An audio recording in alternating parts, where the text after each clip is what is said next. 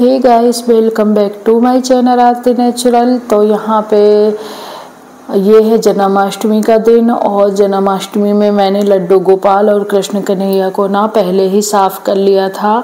और मैंने बाद में देखा कि ये वाले जो लक्ष्मी गणेश जी हैं और विष्णु भगवान लक्ष्मी जी हैं, माता रानी हैं, इनका भी कलर थोड़ी मतलब इनके विग्रह का कलर भी थोड़ी से चेंज हो गया था।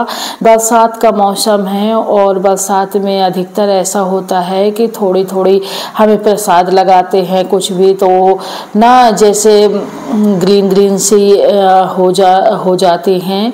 इसलिए ना मुझे पहले मैंने पहले मुझे ये था कि जन्माष्टमी है तो लड्डू गोपाल और कृष्ण कन्हैया राधा रानी के विग्रह को मैंने अच्छे से साफ़ कर लिया था नींबू और दही से। फिर बाद में मुझे ये हुआ कि नहीं, इनको भी साफ़ करना चाहिए।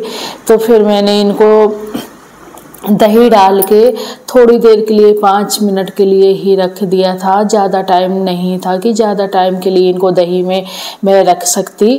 तो फिर मैंने जल्दी ही किया, जल्दी से दही डाला और दही डाल के ना तुरंत नींबू ला के नींबू का रसा निचोड़ के, और इसमें अमचूर पाउडर मेरे पास था लेकिन मुझे ध्यान भूल गई क्योंकि जल्दी हो रहा था ना, तो इसलिए फिर दिमाग से मेरे बात ही हट गई। और यहाँ पे मैंने नींबू और दही से रगड़ दिया है अच्छे से। और रगड़ने के बाद ना मैंने सूजी ली है। यहाँ पे शक्कर भी लेते हैं लेकिन मैंने यहाँ पे सूजी ली है और सूजी से थोड़ी सी इनको साफ़ करूँगी। क्या होता है ना कि अगर सूजी से या शक्कर से साफ़ कर देते हैं तो इस वजह से इनके जो देवी देवताओं के डिजाइन बनी होती है ना जो, तो कई जगह गंदा सा हो जाता है, मतलब हरा सा तो कई जगह हो जाता है। तो उस तरह मैं यहाँ पे साफ़ कर लेती हूँ, कभी शक्कर से या कभी सूजी से। और पीताम्बरी से ना देवी देवताओं को साफ़ नहीं करती मैं, क्योंकि पीताम्बरी से पीतल के बर्तन या तांबे के बर्तन भगवान के वही साफ़ कर लेना होता है। बाकी देवी देवताओं के विग्रह पीताम्बरी से नहीं मैं साफ़ करती। तो यहाँ पे इनको नींबू और या फिर अमचूर पाउडर या फिर इससे दही से ही साफ़ करती हूँ, तो हो जाता है, इससे भी अच्छे से साफ़ हो जाता है। और यहाँ मैं अच्छे से रगड़ के इनको साफ़ कर लूँगी। मंजने आप चाहें तो मंजना ले सकते हैं, मैं मंजना नहीं लेती क्योंकि मंजना में ऐसा होता है ना कि लो तो फिर नया मंजना लो उनके साफ़ करने के लिए, और पुराना मंजना हम लोग बर्तन धुलते हैं तो उससे तो नहीं कर सकते। तो मैंने नया मंजना नहीं लिया था मांजने वाला बर्तन, और मैंने ऐसे ही रवा से सूजी से ही साफ़ कर लिया था नींबू और दही डाल के। थोड़ी देर इनको रगड़ना होता है फिर ये साफ़ हो जाते हैं अच्छे से। तो यहाँ पे मैं पानी डाल के देख लिया, आप लोगों को दिखाऊंगी, साफ़ हो जाते हैं, धुल दूंगी।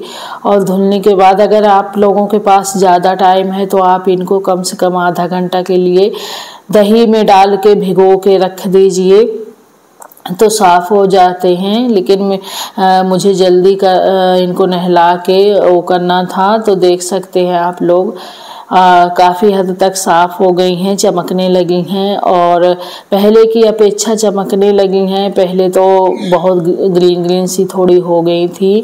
और यहाँ पे ना मैंने साफ़ करके भगवान जी को रख दिया है। पूजा तो 12 बजे ही होती है जन्माष्टमी में। तो यहाँ पे मैंने खीर बना रही हूँ, मैं सबके खाने के लिए भी हो जाएगी। और इस समय सब लोग आए हुए हैं, देवर हैं, सास हैं, ससुर हैं और भनेज हैं, सब लोग आए हुए हैं, तो सबके लिए मैं खाना बना रही हूँ। तो यहाँ पे खीर बना रही हूँ। सब्जी एक साइड मेरी पक चुकी है तो सब्जी को मैंने बस खीर चला ही रही थी और सब्जी भी मेरी बन गई थी। सब्जी बनाने के बाद मैंने ना पंजीरी भूंजी, जो कि प्रसाद में लगती है कृष्ण कन्हैया के जन्म में, लड्डू गोपाल के जन्म में पंजीरी तो मेन होती ही है।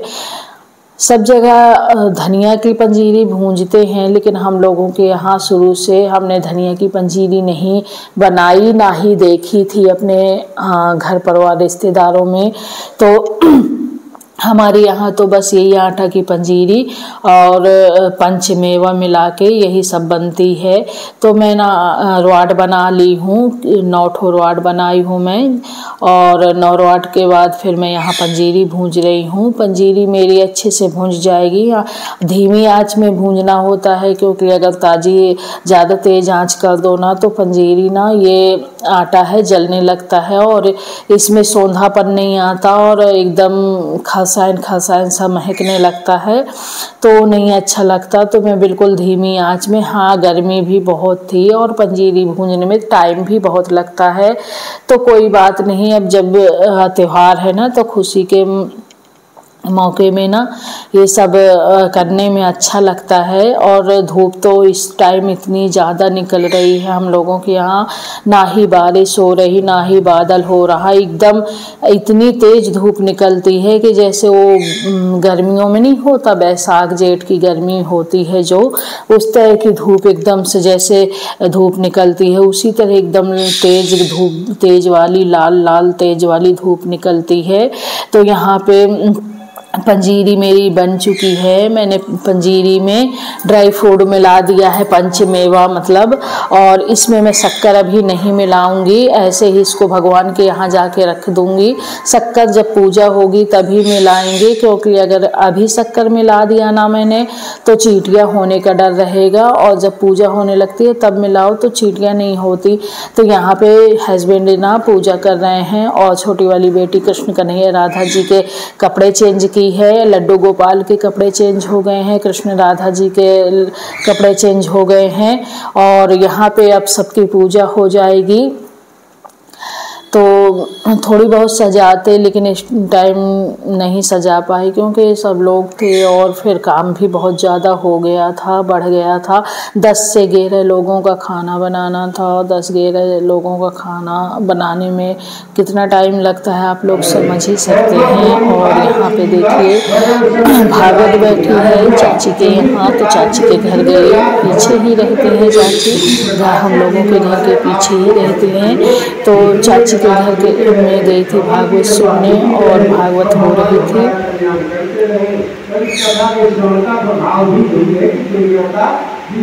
खत्म हो जाता है, भगवान की कृपा से हमें सब कुछ मुक्ति प्राप्त हो जाती है। जैसे भगवान शंकर और भगवान पार्वती माता का मिलन हुआ, तो सबका मिलन होता रहे। भगवान की जय हो।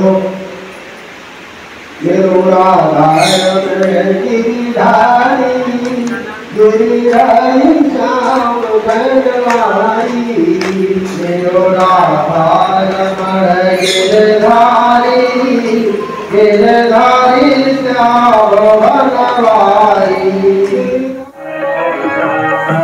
ये जन्माष्टमी में मंदिर का सीन है, तो आप लोग देख सकते हैं कि जन्माष्टमी वहाँ कैसे मना रहे थे।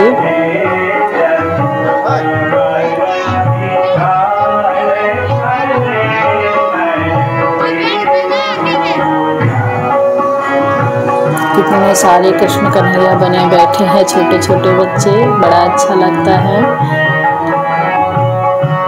ये मंदिर है बांके बिहारी जी का, और यहाँ पे राम सीता लक्ष्मण जी भी बैठे हैं। और इस मंदिर में ना हम लोग बचपन में बहुत गाना गाने जाते थे, क्योंकि जन्म से लेके छठी तक हम लोगों के यहाँ ढोलक बजाते थे, गाते थे मंदिर में। तो देख सकते हैं आप लोग भी दर्शन कर लीजिए हमारे यहाँ के मंदिर की।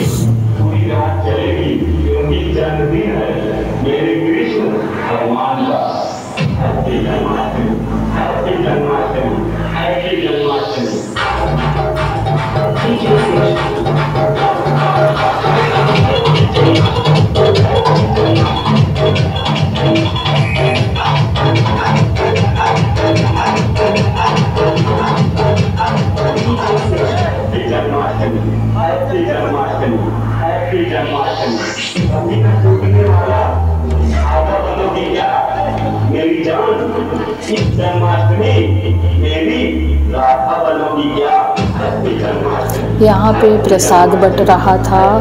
जन्माष्टमी में होता है ना कि जन्म के बाद फिर प्रसाद बटता है, तो वही सब हो रहा था। और अब मैं आ चुकी हूँ घर। इतनी ज़्यादा गर्मी लग रही थी, आप लोग देख सकते हैं कि पसीना पसीना हो गया है पूरे चेहरे में। और आके मैंने साड़ी बदली, कपड़े चेंज किए हुए, गाउन पहना, क्योंकि साड़ी इस गर्मी में साड़ी पहन के बैठना बहुत ही गर्मी लगती है। लगता है कब साड़ी चेंज करके एक सिंपल सा कॉटन का गाउन डाल लो। तो अभी देखिए पसीना तो इतना ज़्यादा आ गया है ना कि आप लोग देख सकते हैं कि सिंदूर जो मैं लगाए थी वो भी बह गया है, काफ़ी पूरे माथे में हो गया है। और पसीना कि अब तो मुझे लगता है कि बस मैं पंखे में बैठ जाऊं, थोड़ी देर पसीना को सुखाऊंगी पंखे में बैठ के, उसके बाद फिर खाना रात का बनाऊंगी। तो रात में खाना वही रहेगा।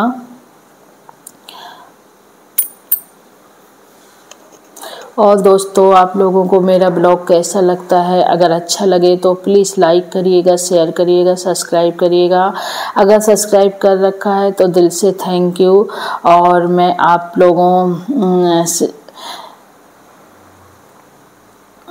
लोग इसी तरह जुड़े रहिएगा। और मैं मिलती हूँ आप लोगों से नेक्स्ट ब्लॉग में। तब तक के जय माता दी, जय भोलेनाथ।